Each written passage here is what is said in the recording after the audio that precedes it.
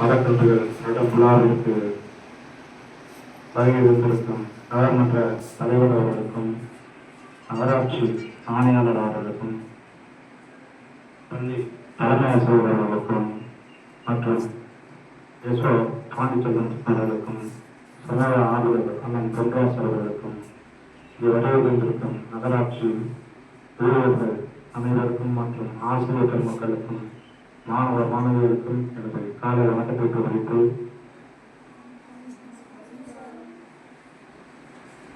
பிள்ளைங்க சிறப்பான ஒரு மரத்தை பற்றி ஒரு சிறப்பான ஒரு உரையாற்றுங்க.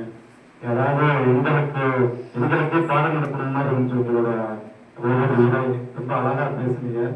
ஆனா பசங்க ஏதாவது நான் உங்களுக்கு முன்னாடி பேசினாலும் தெரியல.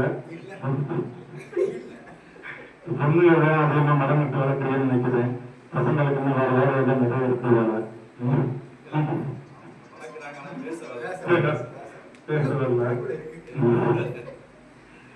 கண்டிப்பா என்னன்னா நம்ம தேவட்ட டவுன் எடுத்துக்கிட்டோம்னா ஒரு காலத்துல அதுவும் ஒரு பெரிய காடா மரங்கள் வளர்ந்த அடர்ந்த பகுதியா இருந்ததுங்க.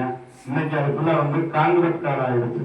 காங்கிரட் காடுனா வீடுகள் ஃபுல்லா அடர்த்தியா மரங்கள் இருந்த இடத்துல ஃபுல்லா அடர்த்தியா வீடுகள் வந்துருச்சு. அப்ப வீடுகள் வரும்போது நம்ம ஸ்கூல்லே எடுத்துக்கிட்டா வாசலை வெட்டி மரங்கள் இருக்கிறதுனால நீங்க உள்ள உட்கார்ந்து இருக்கும்போது நமக்கு அந்த குளிர்ச்சி வெயில் தெரியல. அதே அந்த மரங்கள் இல்லைன்னு சொன்னா இங்க உள்ள உட்கார முடியாது, பயங்கர வெக்கையா இருக்கும். அதுதான் மரத்தோட பயன். அதனால நம்ம மரங்களை எல்லாரும் வளர்க்கணும். அதே சமயத்துல டவுன்ல எல்லாம் மரம் வளர்க்குறாங்க. சிலர் என்ன பண்ணிடுவாங்கன்னா வீட்டு வாசல்ல மரம் வளர்க்கணும் மேல ஈட்டு லைன் போய் கீழே மரத்தை வளர்த்து வச்சிருப்பாங்க. 6 மாசத்துக்கு அந்த மரத்தை வெட்டி விட்டுக்கிட்டே இருக்கிற மாதிரி இருக்கும். அதை சொன்ன மாதிரி மரத்துக்கும் வளர்ச்சி உண்டு. அதை 6 மாசத்துக்கு வெட்டிக்கிட்டே இருக்கும். கீழே அதே மாதிரி முனிசிபால் பைப் லைன் போகும். இது ரெண்டையும் பார்த்து தவிர்த்து நல்ல இடங்கள்ல மரங்கள் வளர்த்து நம் தேவகோட்டை நகரம் குளிர்ச்சியாக அமைய இந்த ஒரு பங்களிப்பும் இருக்க வேண்டும் என்று கூறி வாய்ப்புக்கு நன்றி தெரிவிக்கிறேன்.